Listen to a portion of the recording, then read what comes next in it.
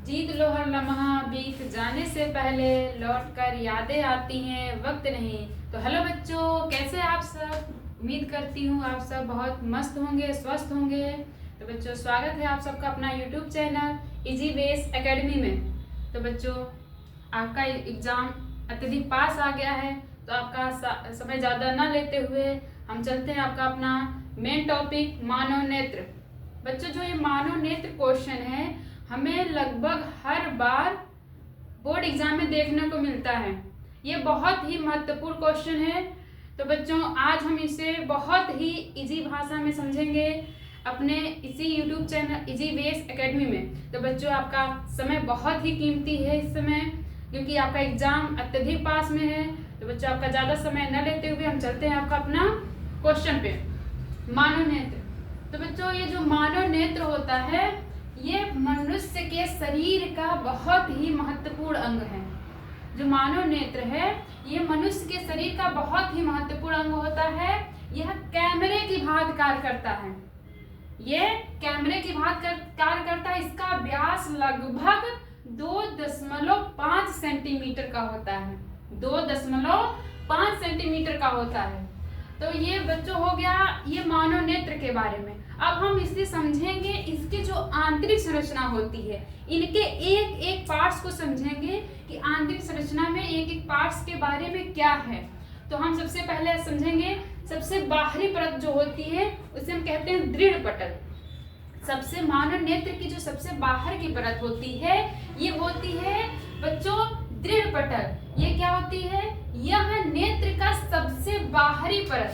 यह नेत्र का सबसे बाहरी परत यानी कि सबसे प्रथम जो परत होती है यह दृढ़ पटल कहलाती है। यह अपारदर्शी श्वेत रंग की झिल्ली का एक पर्दा होता है। अपारदर्शी श्वेत झिल्ली का एक पर्दा होता है बच्चों, पर्दा होता है।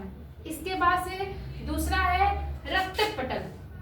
रक्तक पटल बच्चों, रक्तक पटल जो होता है दृढ़ पटल के नीचे, जो हम अभी दृढ़ पटल के बारे में पढ़े हैं, ये जो देख रहे हैं आप सब ये चित्र में जो सबसे बाहर की परत है ये है दृढ़ पटल। और दृढ़ पटल के नीचे देखेंगे एक हमें परत दिखाई दे रही है, एक हमें परत दिखाई दे रही है, इसे हम कहते हैं रिक्तक पटल।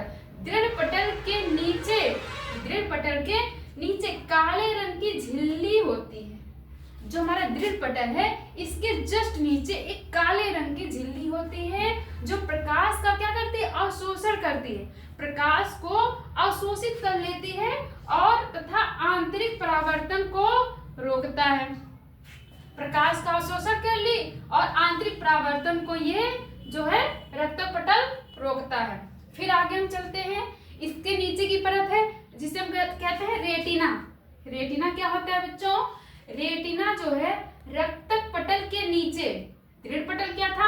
दृढ़ पटल जो सबसे बाहरी परत थी रक्तक पटल, दृढ़ पटल के नीचे की परत को रक्तक पटल कहते हैं बच्चों।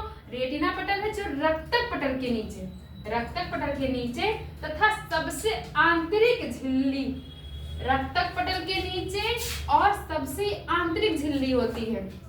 सबसे आंतरिक झिल्ली इसे हम दृष्टि पटल भी कहते हैं बच्चों। रेटिना को हम दृष्टि पटल भी बोलते हैं, जहां पे सभी वस्तुओं का प्रतिबिंब बनता है।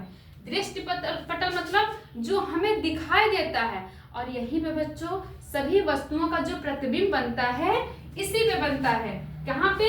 रेटिना पे, इसलिए इसे हम दृष्टि पटल कहते हैं। तो आगे चलते हैं बच्चों, पीत बिंदु। बच्चों, पीत बिंदु क्या होता है? अब हम देखेंगे पीत बिंदु क्या होता है।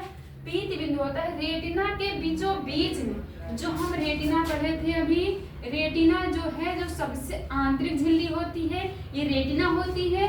रेटिना के बीचों बीच में एक पीला गोल बिंदु होता है। एक पीला गोल बिंदु होता है जो क्या होता है? प्रतिबिंब यहाँ पर स्पष्ट दिखाई देता है।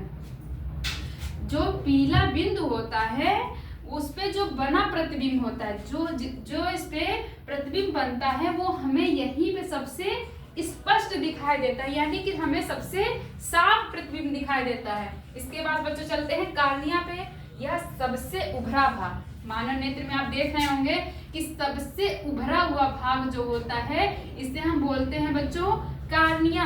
मानव नेत्र का जो सबसे उभरा हुआ भाग होता है, उभरा भाग को हम क्या बोलेंगे? कार्निया। कार्निया जो होती है सबसे उभरा भाग होता है दृढ़ पटल के सामने। बच्चों हम देखेंगे ये कार्निया है, ये हमारा दृढ़ पटल है। दृढ़ पटल क्या था बच्चों? सबसे बाहर की परत थी दृढ़ पटल।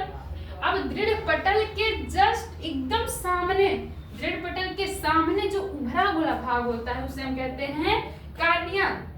प्रकाश कार्निया से ही जो नेत्रों पे प्रकाश पड़ता है वो कार्निया से ही नेत्र में प्रवेश करता है, कार्निया से ही नेत्र में प्रवेश करता है। और बच्चों सबसे इम्पोर्टेंट बात ये है, आपको बता दें कि जो अभी तक आप सबने सुना होगा कि नेत्रदान के बारे में आप सबने बहुत सुना होगा। तो बच्चों मानव नेत्र में ये जो नेत्र है इसका दान नहीं किया जाता है। मानव नेत्र का एक हिस्सा होता है उसका दान किया जाता है जो है कार्निया, जो है कार्निया।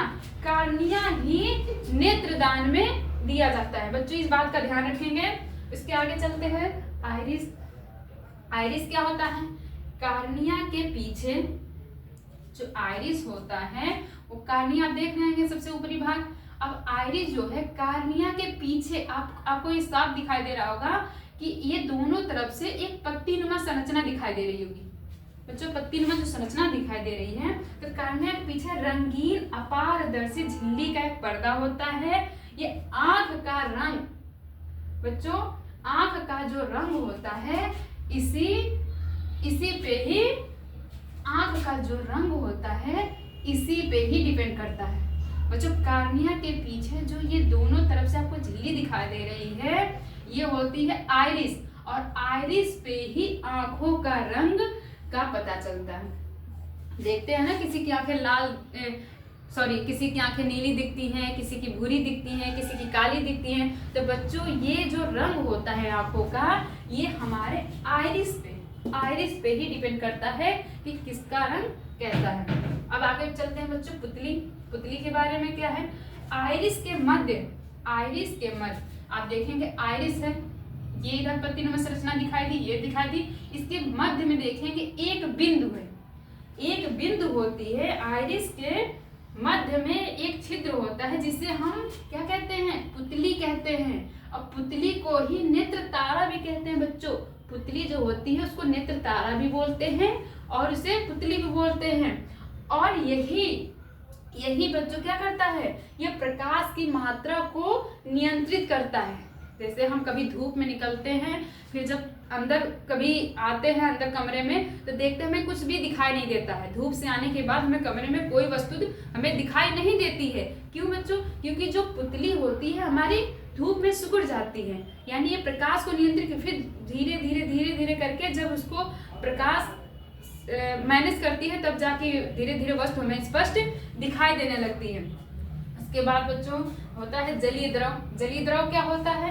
आप देखेंगे कार्निया और नेत्र लेंस के बीच में, कार्निया और नेत्र लेंस। कार्निया जो बच्चों आपको बताया उभरा हुआ भाग, और नेत्र लेंस बच्चों जो हमारा ये वाला हिस्सा है, यानी कार्निया और नेत्र लेंस के बीच में आपको दिख रहा होगा एक पारदर्शी द्रव भरा रहता है जिसे हम कहते हैं जलीय द्रव।